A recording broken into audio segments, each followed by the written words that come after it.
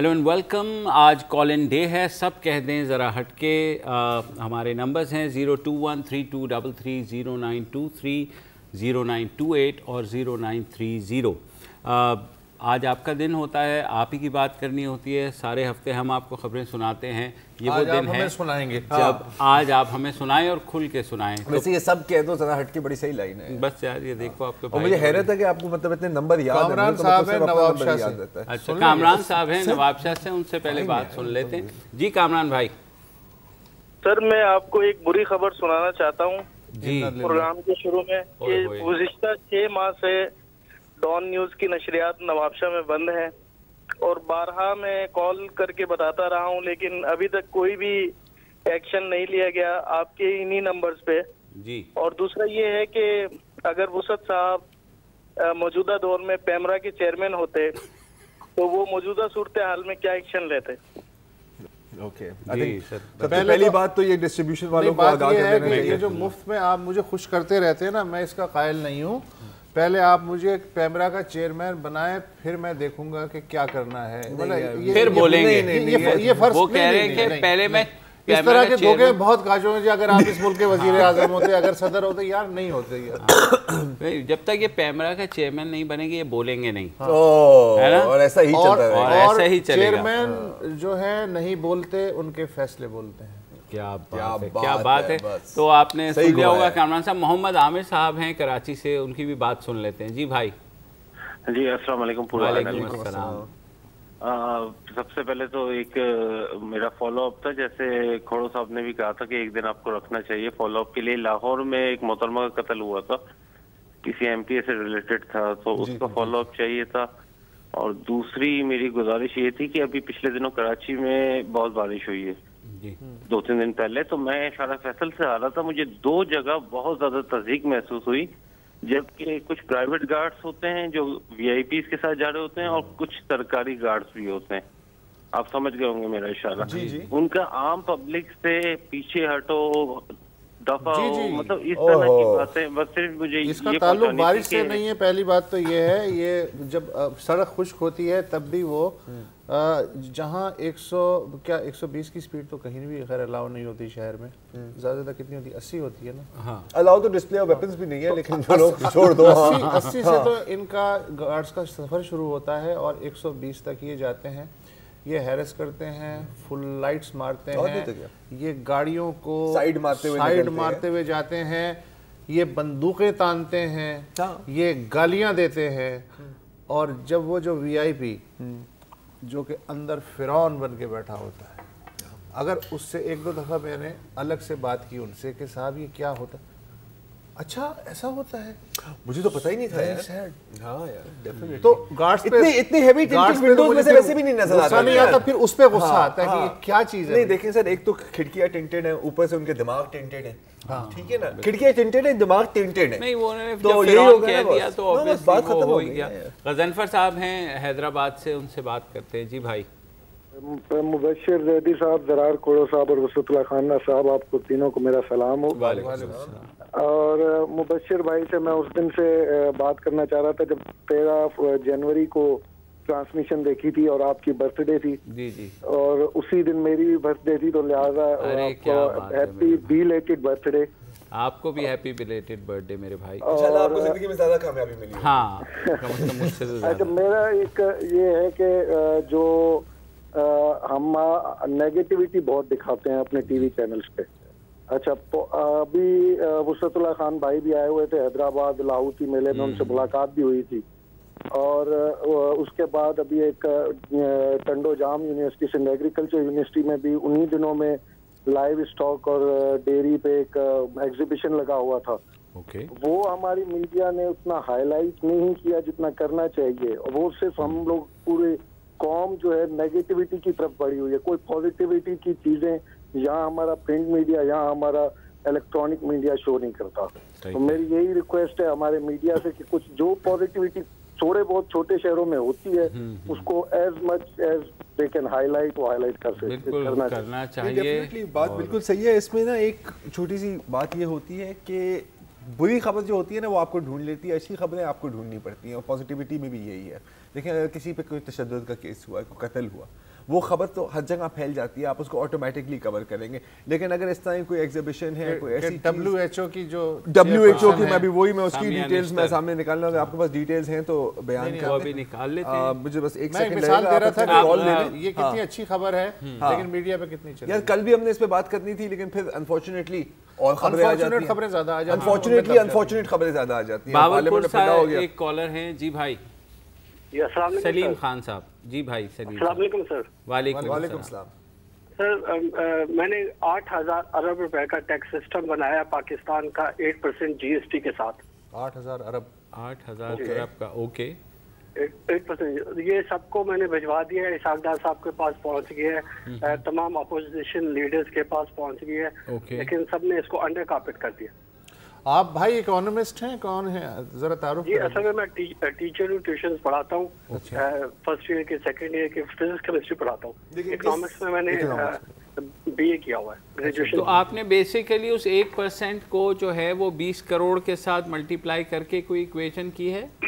देखिए वो सिस्टम है जो नॉन कन्वेंशनल सिस्टम है, इसमें 20,000 अरब रुपए का जो GDP है, हमारे सिर्फ 8 लाख खानदानों का जो GDP है वो 20,000 अरब रुपए बनता है। उस 20,000 अरब से आप देखें कि हमारे जो FBR है वो कितना कलेक्ट कर रहे हैं इन 8 लाख खानदानों से, ये GDP से। ठीक है, एक बहुत बड़ा सिस्टम है जो मैंने बनाया है। तो अब सबने मुझे यही मशवरा दिया है कि आप ये ऐसा नहीं हो सकता, आप एक पार्टी बनाएं, उससे पॉलिटिकल प्लेटफॉर्म बनाएं, तो फिर आपके साथ सब मिलेंगे। आप बिल्कुल बनाएं। और तो इसमें चूंकि फिर मैंने पाकिस्तान अवाम जिंदाबाद पार्टी के नाम से एक अभी बना रहा हूँ, उसका मंशूर ये तमाम लोग सुन लें। उसका मंशूर ये होगा कि 2 करोड़ करीब खानदानों को इस टैक्स सिस्टम के थ्रू 5,000 रुपए महीना मिलेंगे। ठीक है, ठीक है, ठीक है, अच्छा ठीक है। नादरा के जो चेयरमैन जो चौधरी निसार अली खान से पंगा लेने की वजह से आज अमेरिका में बैठे हुए हैं, कनाडा में क्या नाम था उनका, जो उन्होंने एक पूरी जो है लिस्ट बनाई थी कोई तकरीबन 12 लाख अफराद की, कि जो बियॉन्ड देयर मीन्स या जो मोटी मुर्गियां हैं, जी जी, और CBR को उस तरफ जाना चाहिए। सर ये है पॉलिटिकल हॉट पोटैटो, तो उनका काम भी रखा हुआ है। मुंह में डालोगे जल जाएगा, मुंह कैसे करोगे? हालांकि उनके जो 8 लाख है वो उसी 12 लाख में शामिल है। अच्छा, सानिया निश्तर की डिटेल्स मैं आपको बता देता हूँ। वर्ल्ड हेल्थ ऑर्गेनाइजेशन की अभी डायरेक्टर जनरल की पोस्ट की इंटरनल इलेक्शंस चल रही हैं और ये काफ़ी आगे वाले मरहले तक पहुंच गई हैं। शी इज़ वन ऑफ 3 कंटेंटर्स और इनकी मैं आपको थोड़ी सी बायोडाटा बता देता हूँ। किसी की पाकिस्तानी कार्डियोलॉजिस्ट है ये, इंटरम फेडरल कैबिनेट में भी इन्होंने सर्व किया था 2013 में।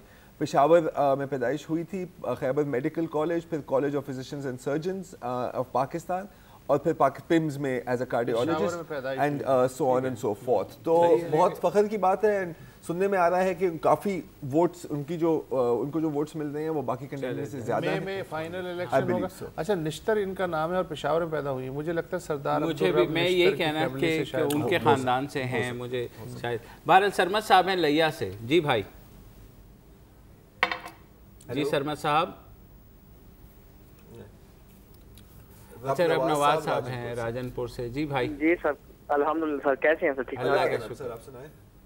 सर ये आपसे गिला है कि आप आपस में लड़ते रहेंगे, हमारे इशू पर बात करते नहीं आप साफी लोग। चलें आपसे लड़ लेते हैं, आप बताएं। चलो बताइए सर। एक और गिला है कि आप हमारे इलाके की बात बिल्कुल नहीं करते पंजाब की। हमारा ना एक निश्चित हॉस्पिटल है, वो भी मुल्तान में है। तो वहाँ जाए तो मेरे अभी ससुर तकरीबन 3 माह पहले फोत हुए हैं, तो हम वहाँ उसे ले गए थे, तो एक बिस्तर पे 6 बंदे पड़े हुए थे। जी जी जी। तो हम ना उसकी मैच लेके वापस आए। तो शहबाज शरीफ कहते हैं कि पंजाब में तरक्की है। जब हमारे हॉस्पिटल में सेहत नहीं मिलेगी, तालीम नहीं मिलेगी, तो हमारे क्या तरक्की है? और रोड भी टूटे हैं, जो पंजाब की बात ये है, बात नहीं करते आप लोग आपस में लड़ते रहते हैं। मीडिया वाले सही कह रहे हैं। देखिए सरमद साहब, कुछ लाहौर के एक अस्पताल का भी तस्करा खासा रहा खबरों में। इसी बात पे बहस हुई है कि जो तरक्की हो रही है वो सिर्फ सड़कों पे हो रही है, और इंफ्रास्ट्रक्चर जो कि हमारी या तालीम का हो या सेहत का हो, अच्छा, उसकी तरफ कोई तवज्जो नहीं दे रहा। लेकिन क्योंकि गेम चेंजर है, सीपैक है, फिक्सिंग है खुदा के लिए। अब ये बोली तुम वो गेम ना करो कि हर एक चीज को सीपैक के साथ लिंक कर दो। This is up government responsibility. और गवर्नमेंट क्यों रिस्पांसिबिलिटी ले? जब थोड़ी सी भी मोच पड़ती है तो वो यूके पे चल जाके अपनी ट्रीटमेंट करा सकते हैं। क्या जरूरत है फैसलाबाद में हॉस्पिटल का यार? ऑब्वियसली यार मैंने सफर किया। आप रब नवाज को सरमत कह रहे थे और आप राजनपुर को फैसलाबाद कह रहे हैं। नहीं, मैं एक मिसाल रब नवाज साहब जो राजनपुर से थे, राजनपुर पंजाब का सबसे पसमानदा ज़िला है और ये टाइटल शहबाज शरीफ समेत कोई नहीं छीन सका इस राजनपुर से। ये मामलात हैं तरक्की के। लेकिन बस सिर्फ राजनपुर का तो इशू नहीं है ना। अभी मैं दुनिया टीवी पे एक शो देख रहा था और उसकी टिकट देख रहा था कि फैसलाबाद में भी कोई डॉक्टर साहब कह रहे थे कि 2 मिलियन रेजिडेंट्स 2000 मेडिकल किट्स। तो it is a wide spread issue. ज़्यादा पसमानदा इलाका है उसमें ज़्यादा इशू है, लेकिन इशू हर जगह है। And again misplaced development. चलिए फातिमा है रावलपिंडी से। जी वालेकुम अस्सलाम। आप लोगों का प्रोग्राम बहुत अच्छा है, वो तो खैर कहने की जरूरत ही नहीं है, यू गाइस नो इट। लेकिन मैं 2 बातें जल्दी से करना चाहूँगी। एक तो प्लीज़ जो मिसिंग ब्लॉगर्स हैं उनके ऊपर थोड़ा सा अपडेट कर दें कि क्या वाकई में उनके कुछ आने के चांसेस हैं। वेरी अनफॉर्चुनेट जिस तरह से एक सर्टेन तरीके से उनको फ्रेम किया जा रहा है, तो जो लोग सोशल मीडिया पे देखते हैं दे रियली कंसर्न्ड, तो उनके बारे में प्लीज़ एक अपडेट कर दें। और एक मेरी कंप्लेंट है कि मैं इधर एक जिस एरिया में रहती हूँ इट्स एक्चुअली मोरगा इन रावलपिंडी। तो ये जो एरिया है पिछले 1.5-2 साल से इसकी रोड बनी थी और मजाल है उस दिन के बाद से ये 2 सालों में कभी रोड ठीक हुई हो। अब वो बीच में बजट आना था तो उनको पहले अपने फंड्स दोबारा से यूज़ करने थे। बीच में आज पानी की पाइप्स चल रही हैं, आज गैस की पाइप्स चल रही हैं। 2 साल हो गए हैं और बारिश में तो यहाँ से लिटरली जगह गुजरने के काबिल ही नहीं होती। तो प्लीज़ ये भी उनको एड्रेस करना चाहिए जब हम अपने घर जितनी जगह को भी कुछ प्लानिंग के साथ रेनोवेट या कुछ करते हैं तो एक इतने बड़े एरिया की रोड को आप किस तरह इस तरह कर सकते हैं। Thank you very much. अच्छा फातिमा साहब सिर्फ ये बता दूं कि ब्लॉगर्स के बारे में कुछ इत्तलात बिल्कुल कुछ आई हैं और हम कोशिश करेंगे कि मंडे तक आपको कुछ पिक्चर पेश कर दें। कुछ ऐसी इत्तलात हैं हमारे पास, लेकिन अभी फ़िलहाल शेयर नहीं की जा सकती। हम सबको आप ही की तरह उम्मीद है कि वो बखैर आफ़ियत एक रोज़ अपने घर आएंगे। तो यही फ़िलहाल मैं इतना ही कह सकता हूँ। एक छोटी सी ब्रेक लेते हैं और ब्रेक के बाद आपकी कॉल्स का सिलसिला जारी रहेगा।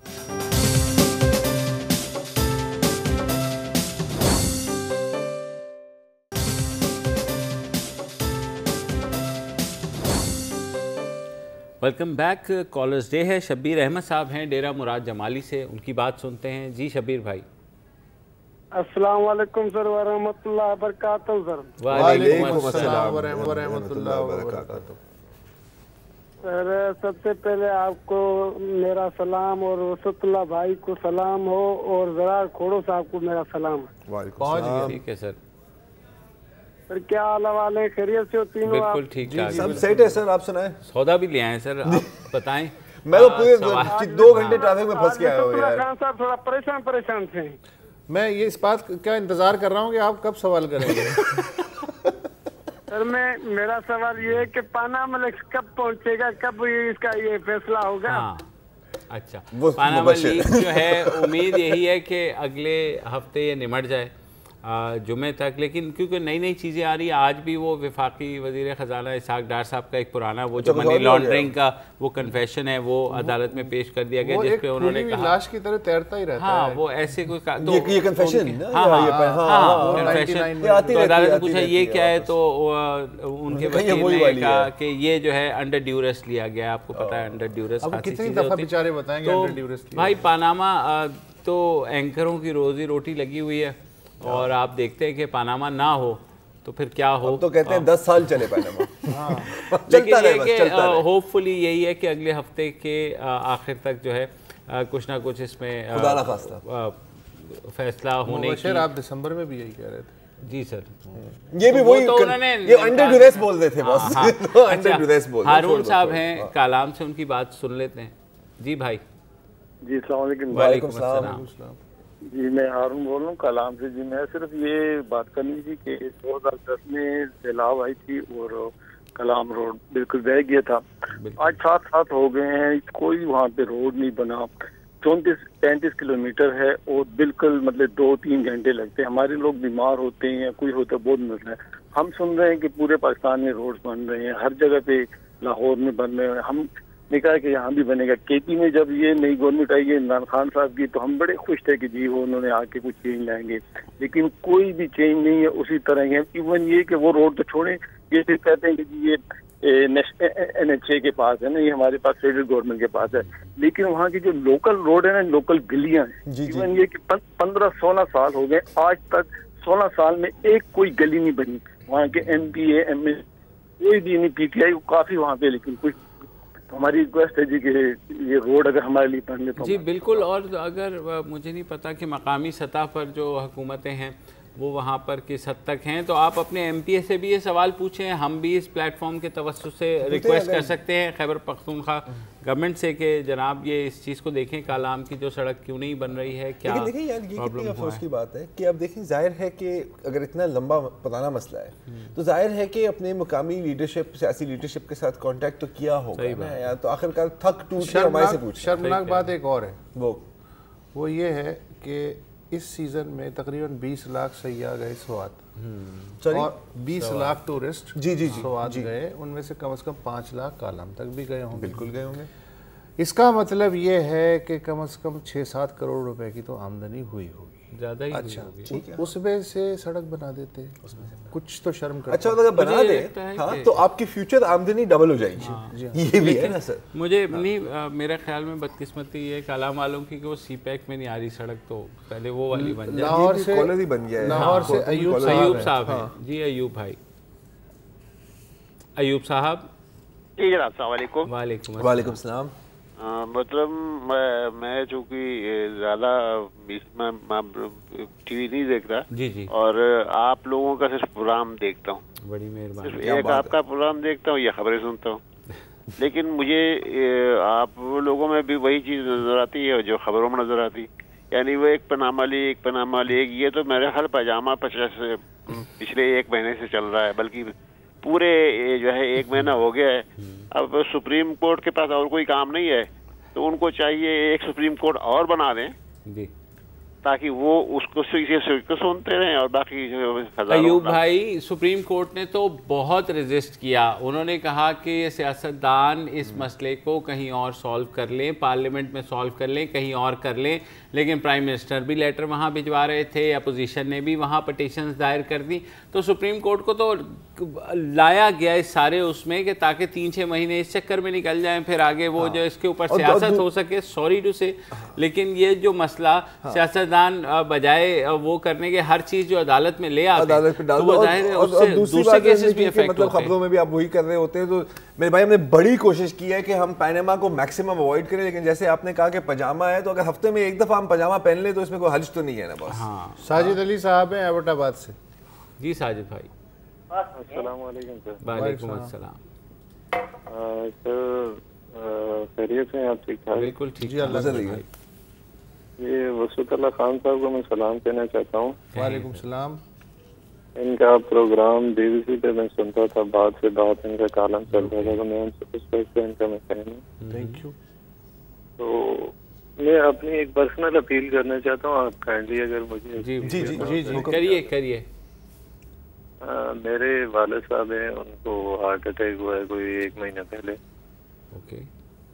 तो मैं RIC रावलपिंडी में उनको लेके गया, तो डॉक्टर ने उनका बाईपास बताया और ब्लड वगैरह डलना है, तो मैं अफोर्ड नहीं कर सकता ये खर्चे वगैरह, तो इस वजह से मैंने आपको कॉल की कि काइंडली अगर कोई मुखैर हज़रात कोई हेल्प करने वाले हैं तो।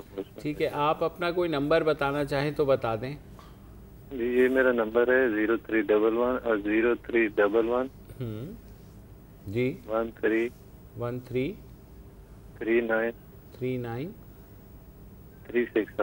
365। ठीक है भाई, 365 है जी 365 है। ठीक है मेरे भाई।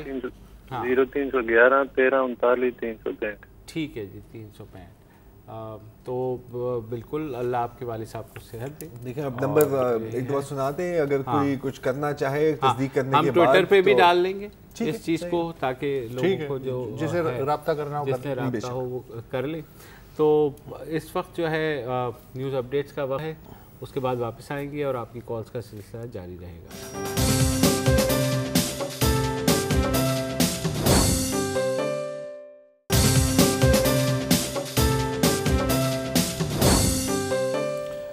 Welcome back. कॉलिंग डे है। मोहम्मद साकिब साहब हैं डेरा गाजी खान से। जी साकिब साहब। सर वालेकुम अस्सलाम। खान साहब आपको स्पेशल सलाम। मेरा सारे सलाम आपके यहाँ। स्पेशल वालेकुम सलाम। ये क्या हो क्या रहा है सर? आपको स्पेशल इन्विटेशन है। मैं डीजी खान दरअसल ट्राइबल एरिया से बात कर रहा हूँ। जी जी। आपको आपकी में होगा सर। यहाँ की हालात के बारे में कुछ बताना चाहूँगा आपको। जी जी। आप यकीन करें कोई 25-30 लाख के करीब पूरी ट्राइबल एरिया की आबादी है। तो यहाँ पे हालात ऐसे हैं कि पानी का जो पीने का जो पानी है सर, वो अभी तक बारिशों पे हम डिपेंडेंट हैं। बात से हमारे पानी आके रुक जाता है तो लोग और जानवर एक साथ पानी पीते हैं। और दूसरी बात यह है कि सर यहाँ मेडिकल की कोई ऐसी सहूलत नहीं है। सिर्फ और सिर्फ के एक साल में कई सैकड़ों के हिसाब से लोग हैं कि जो सांप के सिर्फ डसने से मर जाते हैं। और तीसरी बात सर, मेरा एक क्वेश्चन आप तीनों से है कि आया हम भी पंजाब में हैं या कि किसी और मुल्क के किसी और हिस्से में पड़े हुए हैं? नक्शे में तो आप पंजाब में ही हैं सर, लेकिन शायद तरजीहात में नहीं है। बहुत जाहिर है। देखिए पानी का मसला, सेहत का मसला, ये दूसरे कॉलर हैं जिन्होंने सेहत हॉस्पिटल सर्विसेज की बात की। और पानी का मसला यार, आप भी आज भी ट्रैफिक में फंसे हैं ना, मैं भी आज ट्रैफिक में फंसा हूँ। क्यों फंसे थे? क्योंकि केमाड़ी पर पानी की किल्लत की वजह से मुजाहिरा हो। आपको पता है ये कहाँ से कॉल कर रहे थे? मोहम्मद साकिब साहब, डीजी खान, फारूक लगारी जी जी, शेर मजारी जी, बिल्कुल, जहाँ के सदर वजीर आज़म, क्या नाम है उनका जी? हाँ, खोसा खानदान जो है, खोसा खानदान, जुल्फ़कार खोसा वगैरह, ये वहाँ से बात कर रहे थे। अब इससे ज़्यादा तो मैं कभी कभी जो बहुत बड़े खानदान होते हैं उनसे छोटे छोटे काम नहीं होते। ये मसला उनसे बड़े बड़े काम नहीं होते। अपने लिए तो हो जाते हैं, तो गवर्नर सदर बन जाते हैं, गवर्नर बन जाते हैं। तो चले फिर भी कॉमन है ना। मैं सरदारों की बात कर रहा हूँ जो ऑल पावरफुल, और वो अपने लिए तो बहुत बड़े बड़े काम कर लेते हैं। आप उनके ड्राइववे देखें तो ड्राइववे में अल्हम्दुलिल्लाह जो गाड़ियाँ खड़ी होती हैं वो 5-6-7 करोड़। और कौम का जितना दर्द मैंने इन सरदारों के दिल में देखा है, मैंने आम आदमी के दिल में भी हो ही नहीं सकता। बिल्कुल। लेकिन बहरहाल हुकूमत को तो देखना चाहिए जो भी है, इसकी बात का कोई एक्सक्यूज नहीं है। अकमल शहजाद साहब हैं लाहौर से। जी अकमल साहब, मैं इस्लामाबाद से। तो आप पंजाब में गवर्नमेंट हॉस्पिटल्स के हवाले से बात कर रहे हैं। मैं इस्लामाबाद के हवाले से दो गुजारिशात करना चाहता हूँ। जी जी। इस्लामाबाद में दो बड़े हॉस्पिटल हैं, एक पिम्स है और एक पोली क्लिनिक है। जी बिल्कुल। और दोनों जो है इन्फेक्शन के वो गढ़ हैं दोनों हॉस्पिटल। जी। और ये आप अपने रिपोर्टर को भेज के भी कंफर्म कर सकते हैं। नंबर 1। नंबर 2 ये कि इन दोनों हॉस्पिटल पे बहुत ज्यादा लोड है। प्राइवेट जो हॉस्पिटल है, आप कराची में रहते हैं तो जो प्राइवेट हॉस्पिटल, अच्छा आपने एक बड़ा जबरदस्त रिमार्क दिया, दोनों हॉस्पिटल इन्फेक्शन के गढ़ हैं। हाँ। मतलब क्या है, मुराद क्या है? समझा सकते हैं कि इन्फेक्शन के गढ़ से मतलब क्या है आपका? यह है कि जो स्टरलाइज औजार होते हैं या इन्वायरमेंट जो आपका साफ सुथरा होता है वो इन्फेक्शन को रोकता है। और जब वो अप टू दी मार्क नहीं होता एक स्टैंडर्ड के, तो यहाँ स्टेरिलाइज नहीं करते? नहीं, स्टेरिलाइज करते होंगे, लेकिन एक खास लेवल जब उस आप क्लीनलीनेस के, आपने लफ्ज गढ़ इस्तेमाल किया जो कि मुझे उससे टेंशन हुई है। गढ़ बहुत बड़ी सीरियस बात कर रहे हैं आप। नॉर्मल पेशेंट वहाँ जाता है, उसका छोटा मोटा ऑपरेशन होता है तो वो वहाँ से बड़ी बीमारी लेके आएगा, हो सकता है वो मैयत की शक्ल में वापस। ये कॉमन बात है। पता है इंटरेस्टिंग, मैं आपको बात बताऊँ, ये मैं एक रिसर्च पढ़ा था, इसके ऊपर एक्चुअली कॉलम भी लिखा था कि कराची के उन्होंने कोई 3-4 बड़े अस्पताल लिए थे। ये तो अस्पताल के अंदर की बात कर रहे हैं ना, जो अस्पताल के बाहर जो ठेले लगते हैं जहाँ पे खाना मतलब भुट्टा या गोलगप्पे या जो भी समोसे, उसके अंदर एंटीबायोटिक रेजिस्टेंट बैक्टीरिया आपको मिल रहे थे। राव मेहताब साहब हैं लाहौर से। जी राव साहब। जी अस्सलाम वालेकुम। वालेकुम अस्सलाम। सर मुझसे पहले एक वो हॉस्पिटल की बात हो रही थी इस्लामाबाद की। जी जी। तो मैं लाहौर से, क्योंकि मेरा ताल्लुक खुशकिस्मती से मुझे 31 साल हो गए हैं, मेडिकल शोबे से ही वाबस्ता हूँ मैं। जी जी जी। आप ये पनामा वगैरह का शोर बहुत मचा हुआ था। मैं यहाँ पे आपके पॉइंट आउट करना चाहता हूँ एक बात कि शौकत खानम हॉस्पिटल में जो टेस्टों का रेट्स है ना, जी, वो सीबीसी 13 रुपए की लेके 970 रुपए में सेल कर रहे हैं इस वक्त। ओके जी। और लिपिड प्रोफाइल, कोलेस्ट्रॉल, ट्राइग्लिसराइड वगैरह वो 168 रुपीज का पड़ता है। 2200 रुपया शौकत खानम ले रहा है। अच्छा। मतलब एक ये लूट मार का सिलसिला है, कोई भी बंदा इस पे बात नहीं करता। अच्छा, हम देख सकते हैं, सुन लीजिए राव साहब अब बात, कुछ गरीबों का वहाँ पे मुफ्त इलाज भी होता है।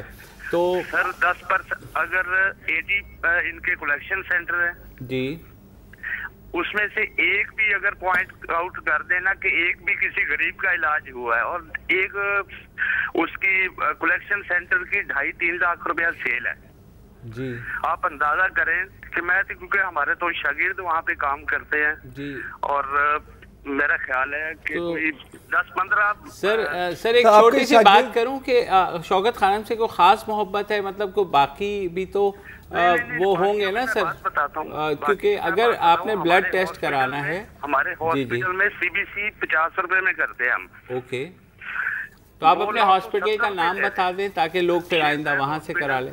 शेख ज़ैद हॉस्पिटल, ठीक है जी, शेख ज़ैद हॉस्पिटल।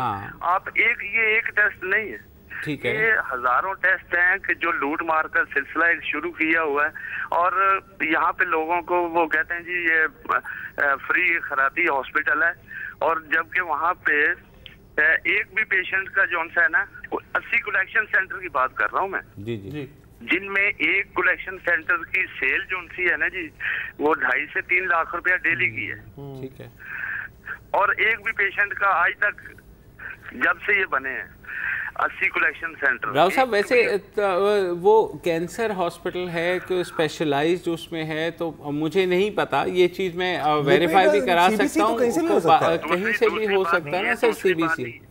दूसरी बात ये कि आप आज भी चेक करवा लें, एक्सपायर किट से इस्तेमाल हो रही है। अच्छा, पूरे लाहौर में? मैं खुद अपनी आँख से नहीं, एक ही जगह पे ये सैंपल कलेक्ट करके एक ही जगह पे ले जाते हैं ना, वहाँ पे इनकी चेक करवाएं जरा एक्सपायर किट्स। मैंने राव साहब ठीक है, हम जो है ना चेक करवा लेते हैं, फिर मेरा ख्याल में किसी वक्त बात करते हैं। मैं ये चीज़ आपने, क्योंकि सीरियस एलिगेशन है, तो हम अपने रिपोर्टर्स को भिजवा करके वेरीफाई भी करवा देंगे। और इन द मीन टाइम आपने जो खुशखबरी सुनाई है कि शेख ज़ैद अस्पताल में 50 रुपये में हो जाता है ब्लड टेस्ट, तो मरीज जो करवाना चाहते हैं वो वहाँ चले जाएँ। एक छोटा सा वक्फा लेते हैं, वक्फे के बाद वापस आते हैं।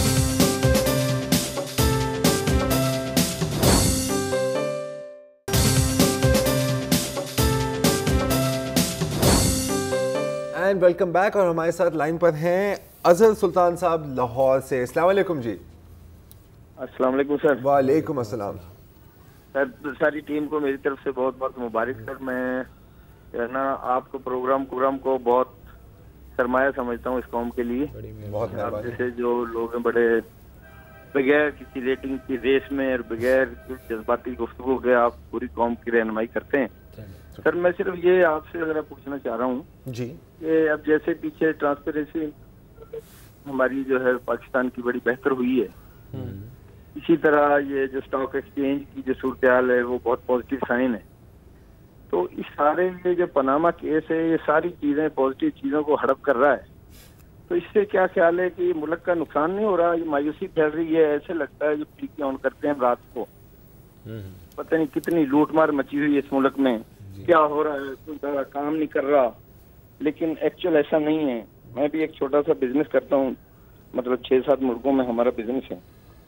हमने कभी किसी को ऐसा सुनते नहीं देखा कि भाई पाकिस्तान में हम इसलिए इन्वेस्टमेंट नहीं कर रहे कि वहाँ रिश्वत है या छोटी मोटी कोई करप्शन है। जो कोई बात करता है लैंड ऑर्डर की तो जरूर बात करता है, बिल्कुल कभी हमने ये नहीं सुना कि भी इस वजह से ये मुल्क पीछे।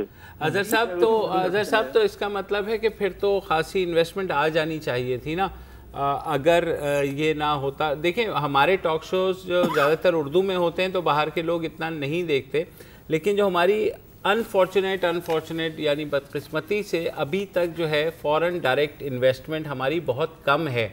और आप कुछ हद तक तो आपने ही इशारा किया सियासी अदम इस्तेहकाम है या जैसे लॉ एंड ऑर्डर की प्रॉब्लम है, तो वह चीज़ें बेहतरी की तरफ जा रही हैं, ये सब और आती भी है तो वो कहते हैं मेरा कट कहाँ है, तो वैसे ही भाग जाते हैं। हाँ, लेकिन पता है मैं आपको बात बताऊं, जैसे फॉर एग्जांपल साउथ कोरिया की बात करें, वहाँ की अगर आप करप्शन लेवल्स देखें, जो स्कैंडल्स हुए हैं दे आर अनप्रेसिडेंटेड। हाँ, आपकी पूरी GDP वो है, फॉरेन डायरेक्ट इन्वेस्टमेंट करप्शन से डिस्करेज नहीं होती। अब इसका ये मतलब नहीं है कि हम करप्शन को सपोर्ट कर रहे हैं, लेकिन जो इन्होंने बात की ना कि इन चीजों में वो चीजें छुप जाती हैं। लेकिन वो लेवल ऑफ करप्शन यार पॉइंट उनका दुरुस्त है, बेसिक है law and order, basic is law and order. और दूसरी बात जान बचेगी तो सरमाया लगाएंगे, मेन तो सिक्योरिटी होती है ना। एंड देखिए अध्यक्ष कावजी साहब ने एक दफा एक बात की थी, उनसे पूछा गया कि सर मुल्क बहुत बुरे हाल में है, सर कोई सरमाया नहीं हो रहा, सब लोग डरे हुए हैं, भागने की कोशिश करते हैं। तो उसने कहा यार जो सारा सन 50 में साइकिल पे घूम रहा होता था, कह रहा था कि हम बर्बाद हो गया, हम तबाह हो गया, अभी वही सारा मर्सिडीज में घूम रहा है, अभी भी कह रहा है हम बर्बाद हो गया, हम तबाह हो गया। तो ये गेम है हमारी ना यार, हम बेहतरी की तरफ जा रहे हैं, इसमें कोई शक नहीं है। आप दूसरे कॉलर को ले लीजिए। दूसरे कॉलर कौन है जी? सादिक बलोच साहब। जी सादिक बलोच साहब, अस्सलाम वालेकुम। राजनपुर से जी, अस्सलाम वालेकुम सर। वालेकुम सलाम सर, आप तीनों को मेरा सलाम बहुत सर। मैं जिला राजनपुर से बिलोंग करता हूँ सर। जी माड़ी इलाका है, माड़ी ट्राइबल एरिया। सर हमारे इलाके में बिल्कुल बेसिक फैसिलिटीज ना पैदा है सर, ना पानी, ना बिजली, ना कोई अस्पताल सर। जी अभी आपके दोस्त ने यही कहा, ही कॉल कर दी थी और उन्होंने खासी तफसील से बताया है, रब नवाज साहब ने, और हमने ये चीज़ कही कि भाई हुकूमत को चाहिए कि प्रायोरिटाइज करे। तो सर 70 बाई 80 किलोमीटर में तकरीबन एक सिर्फ मिडिल स्कूल है सर, वो भी बंद है सर। देख लो, बहुत देख लो। हम सर बलोचिस्तान से बिल्कुल वो हमारा जो इलाका है ना मुल्क का था, बलोचिस्तान सिंध से भी ठीक है। और सर एक डिस्पेंसरी है जी, पसमानदगी जो है साझी है, ये बात हमें जाहिर है कि खासी हद तक। मोहम्मद सलीम साहब हैं एबटाबाद से, उनसे बात करते हैं। जी सलीम भाई। अस्सलाम वालेकुम सर। वालेकुम सलाम सर, मैं आप तीनों का शुक्रगुजार हूँ कि आपके एक दुनिया न्यूज पे, ये जोन न्यूज पे प्रोग्राम चला है कि अवाम का, अवाम की राय लेने से। मैं आपसे एक दरख्वास्त करना चाह रहा हूँ, हमारा यूनियन काउंसिल है पटन क्लब अब्दाबाद में, NA 17 है, PK 45 में। अच्छा। हमारे पास रोडों की सहूलत नहीं है, तालीम की नहीं है। हमारे बच्चे सुबह 6 बजे स्कूल जाते हैं, शाम को 6 बजे आते हैं। एक तो होता है चलो घंटे 2 बाद वापस आ जाते हैं, ठीक है। सुबह 6 बजे जो बच्चियां स्कूल में जाती हैं, बच्चों से भी ज्यादा हमें बच्चियों की बहुत टेंशन है। बेशक। जो मेरे पास वीडियो भी पड़ी हुई है, इमरान खान साहब गए उस यूनियन काउंसिल में, इन्होंने ऐलान किया मैंने डिग्री कॉलेज बना दूंगा 5 सालों के अंदर। उस डिग्री कॉलेज क्या हमारी यूनियन काउंसिल में इन्होंने फंड ही स्टे कर दिए हैं। 10 रुपए का फंड इन्होंने 2013 से इलेक्शन लड़े हैं, 2017 शुरू हो गया। इनका MNA भी वहाँ यूनियन काउंसिल में नहीं गया, डॉक्टर अजहर जदून। तो हम ये रोना रो रहे हैं कि हमें किस बात की सजा दे रहे हैं। 3 साल से हमें सजा दे रहे हैं। 30 साल से सरदार मताज साहब ने हमें ये सजा दी है, नून लीग के थे। अब 3 साल से ये भी वही सजा में दे रहे हैं। हम यही आप भाइयों से दरखास्त करते हैं कि कभी आप यूनियन काउंसिल का। जी बिल्कुल सलीम साहब, हम अपने रिपोर्टर को कहते हैं कि वो जा करके देखे और को हो रहा है तो हम फॉलो अप करेंगे इंशाल्लाह इसका।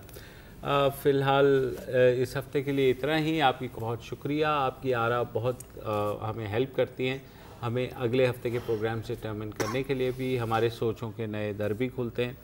फ़िलहाल इजाज़त दीजिए, मंडे को फिर मुलाकात होगी। अल्लाह हाफ़िज़।